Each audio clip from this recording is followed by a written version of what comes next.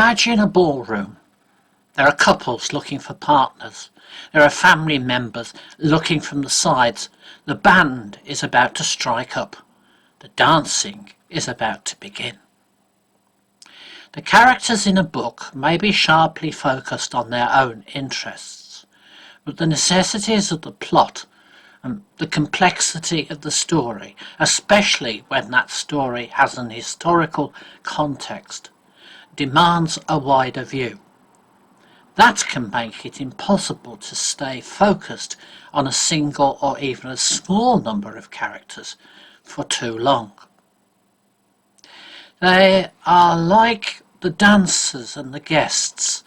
We need to see the effect of the story on more than a small few, but we cannot take it in everybody.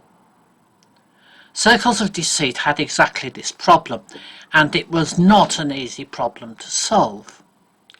In the end, I changed point of view between different characters to enable the reader to see how the events were affecting them differently. The rule was that different characters had details of mannerisms, speech and idiosyncrasies that would make them easy to identify. Take the example of Angel, the oldest of the clerks in the Leavington Mill office. Angel often inserts whistles and other verbal tics into his speech.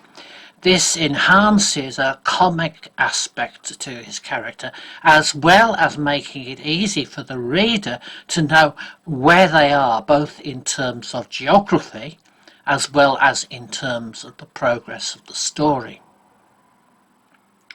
Other characters, such as the assassin known as the Sneaker, need space to show how they think. This was done by using devoted short chapters with backstory combined with observation of the events as they had been seen by the character. In the case of Rosemary Hopgood, she expresses her feelings and observations in her letters to her friend Cynthia.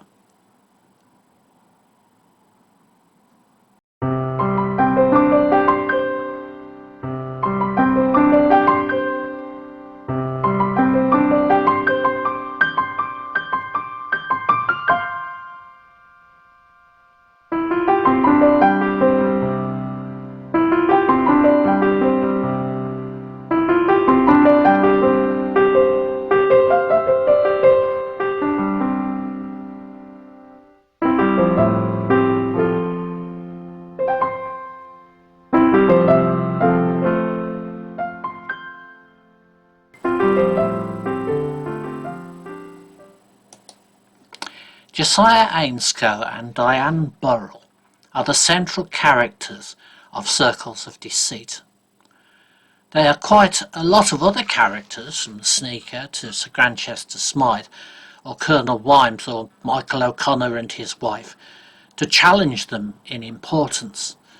But the slow-burning emotional centre of the plot is the development of the relationship between Diane and Josiah.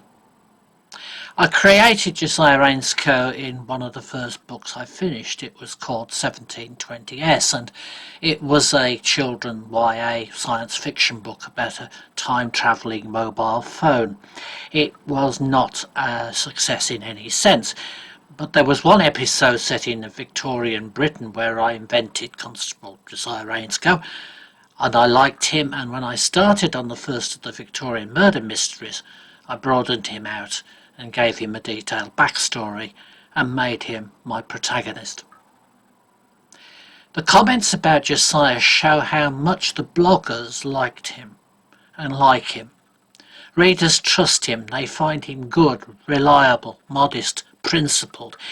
When I put him into Children of Fire, I worried his background would make him too goody-goody, but I was wrong. In Circles of Deceit, readers seem to identify with him.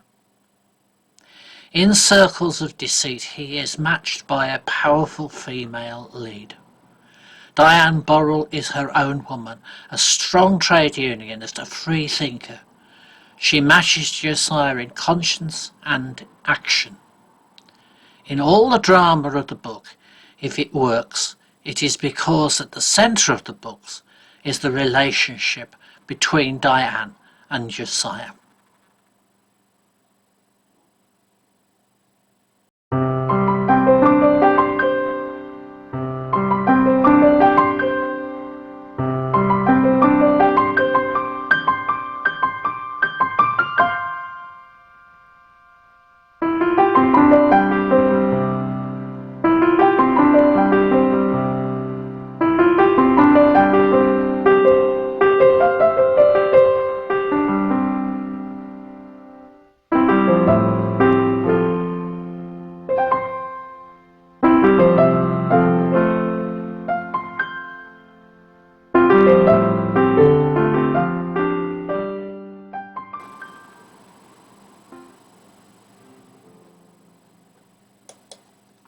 With so many dancers on the stage, there's bound to be some collisions, even if the central characters dance unimpeded.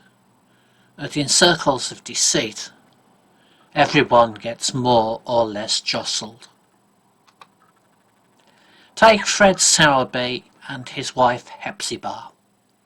They are staunch trade unionists, total abstainers and signers of the pledge, in a time when it was said that the quickest way out of Manchester was a glass of gin.